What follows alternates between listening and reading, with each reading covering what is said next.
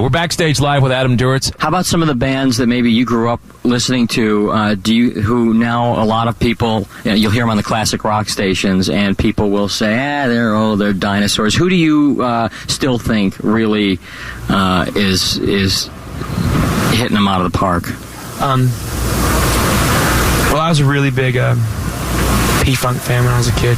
Oh, really? The biggest deal that ever happened to me probably was I met George Clinton years ago, and I think that's a great show. How old is he now? I have no idea. Like about 15. Yeah, who knows? That's right. I don't think he actually ages. That's the coolest person I've ever met in my whole life. Really? Was that intimidating for you? He was really nice. He asked me for my autograph, and it was before we'd even released our first record. That had to blow you away. I said no. He said, no, I really want your autograph. I said, I'm sorry, I won't. I can't. I couldn't possibly give you my autograph. Do you get intimidated by people who you look up to? I mean, have you met anybody that has intimidated you, who you've revered? I get nervous around Michael. You know, really? When you get near him, though, it's for a while. He brings that out in you, though. He's just a quiet guy. You get near him, you get kind of intimidated. I met Richard Thompson a few times, and I really you know Richard Thompson, the songwriter. Amazing you wonder what he's thinking. Yeah, no, I know. You just wonder. You're just like, man, what is he thinking? Does he like me? Does he hate me? Does he want to talk to me? Does he not want to talk to me? Any ailments kicking in? Knee or throat? Anything? How you feeling? It all feels fine. I went to I sing really hard. That's the problem, and my vocal cords just don't recover as well. I don't know what else to do about that. I just happen to sing very, very hard, and they don't recuperate as quickly as I damage them. So every once in a while, I feel like I go from show to show. But I went to this speech therapist in New York City after I hurt my voice, and she was trying to teach me about the way I was talking and the way I was singing, and teach me some real technical stuff, like diaphragm stuff. Well, I already was using my diaphragm. It was more like kind of resonator stuff, placement of your voice in your head, and it's really technical stuff, and it's hard to remember all of it, but it seems to be really helping. I'm able to hit higher notes than I've ever been able to hit, and I have a better range than I've ever had, even though my voice is still kind of blown out.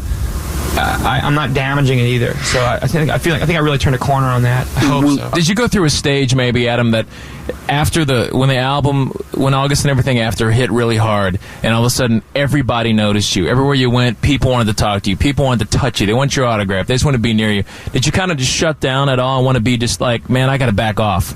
I mean, because it seems that you're a lot more accessible now, like to do interviews and to meet people and to hang out. Maybe you kind of got through that storm, and now everything's cool. Well, I think it's a little overwhelming when anything it's such a huge change in your life. I mean, I don't know what else to do about something like that other than there's no way you can't just drown in that. It's like waking up on Mars. All of a sudden you have to adjust to the gravity. I was so out of place and out of sorts when it happened, and it was so sudden. We'd been playing for a while on the road when it went through the roof, and suddenly you just don't understand what a shield your anonymity is until it's totally gone. Your privacy disappears. You have no more at all.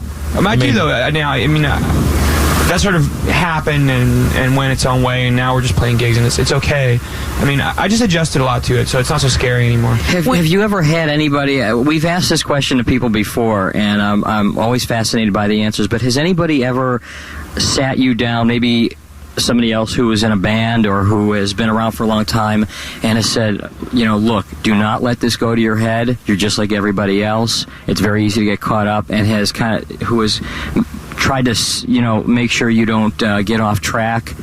Well, but I'm not like everybody else. I think it's easy to sort of reduce it to that, but I've always felt different from people. Not better or worse or anything like that. I don't feel the same as everybody. But better than. It's a lot of better than anybody. Right, exactly. People I think I'm better than, and there are people I don't think. Right. I look up to people like anybody else. Right. The main thing is just keeping a balance, probably. Yeah. Well, I've never been I'm not the most humble person in the world, but hey, why should I be? I've accomplished a whole bunch of my dreams. I'm so proud of the things I've done. I don't think I'm an egotist either, but I'm very proud of some stuff. Sometimes people convert silence to an egotist before they could have said, hey, ego. When you were really kind of away from it and you did your thing, now you're more in the open, so it seems, you know what I'm saying? The people that are quiet, they consider that, he's pompous, ass. Well, I tend to do things the way I want to do them, and I think and you should. Of the things, we don't have a lot of regrets to look back on what's happened in our career because we haven't done things that we didn't really want to do. I don't